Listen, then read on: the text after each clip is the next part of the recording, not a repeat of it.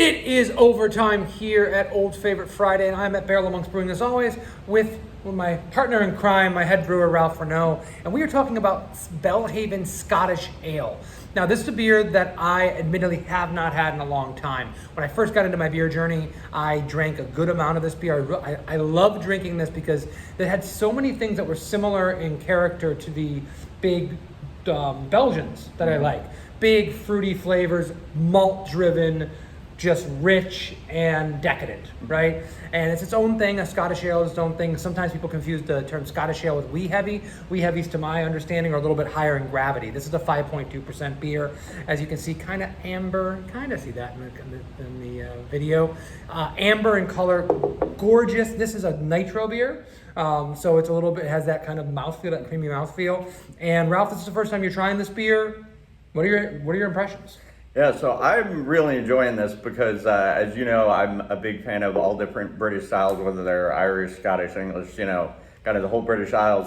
And trying this, because like I said, I went through a period where I had a bunch of Scotch ales, and I don't believe I've had this, but the way this comes off, as I was saying to you a few minutes ago, this is the like kind of quintessential way, at least as an American, I think of like those kind of British maltier styles, which is what made me fall in love with some of the British styles, because you have like your toffee, your dark fruits.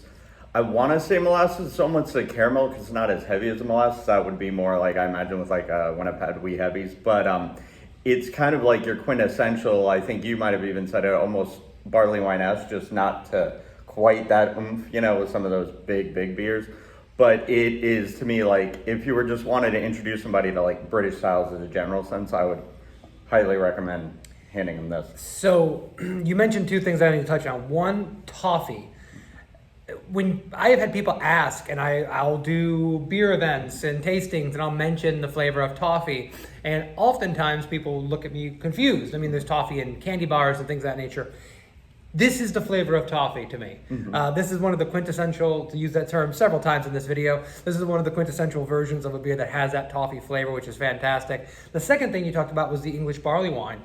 I love English barley wines. They are sweet. They tend to be, not all of them are completely sweet or overly sweet, but they tend to be sweeter, more sticky than like an American barley wine that is a little bit higher hop profile. But the problem with those beers, or not the problem, but one of the quirks of those beers is they're so high in alcohol, a little sweet, you can't drink a lot of them.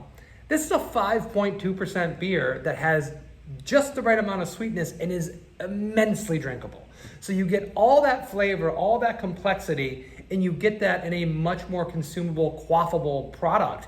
And that's just wonderful. And I love seeing this. I can't remember the first time I saw it in cans. It used to come in bottles for years. That was what I was familiar with. But you see the beer like this at 5.2, like I would bring this to a pool party and be very happy to do so. And you don't see that about a lot of beers with this exact same flavor profile because they tend to go too sweet. Yeah, and the one thing I wanted to say, and I know we kind of talk, because we do pick great beers, we're not going to pick beers we don't want to drink. That's true. But there's certain beers, to me, just for my palate, that are exceptional, and this is one of those, because like, we could try and classify it by balance or drinkability or whatever, but it's just, it's got it all. Like, because, you like kind of even to use the pool party thing, you think of like a light beer, I'm going to bring a Pilsner or whatever. Like if you had this at a pool party and like I couldn't imagine people not enjoying this because it has all those kind of, as you said, it's 5%, but even if I didn't know that, it has all those like light characteristics of something you'd want where like I want to have like, 3 or 4 of these.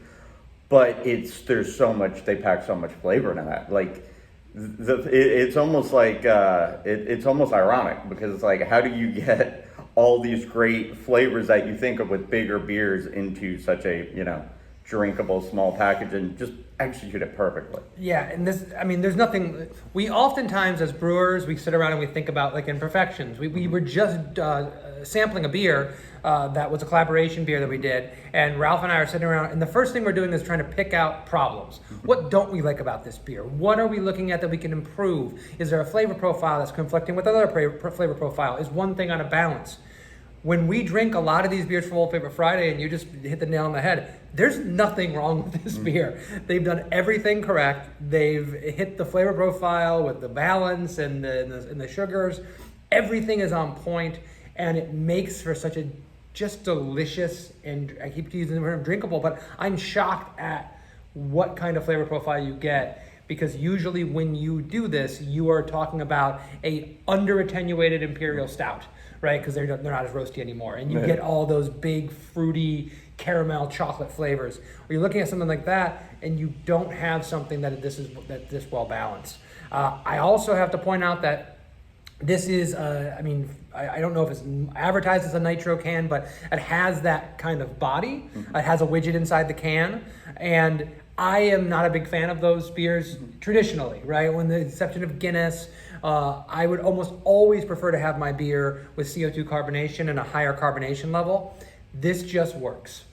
This is one of the few exceptions that I can look at and go, I'd rather have this beer with this creamy mouthfeel that feels a little bit more like a hand-drawn beer, a classic pub beer. So yeah, I mean, they've sold me. I can't believe I haven't had this beer in 5 years. Yeah, and I was just gonna say, because usually you're the one who says this, but I know we've made some Scotch ales, but I could definitely see us doing it again and getting some, trying to do it proper after trying this. This is a fantastic beer, and I will definitely finish this when this video's over. So yeah, if you haven't had this beer in a while, I mean, obviously this is a full-throated endorsement from Ralph and I. Go pick it up. We picked ours up at Total Wine & More. We're in South Florida, but I'm sure it's available at specialty retailers all over the country. And pick this beer up if you have not had it in a while. If you've never had it before. If you're looking at Zero Brewer and you're like, hey man, what are the style of beer we haven't done in a while? And you're looking to make a Scottish ale, pick this up so you know what you're shooting for. Please, like, subscribe, poke around on the channel, find some other conversations we're having with great beers just like this one.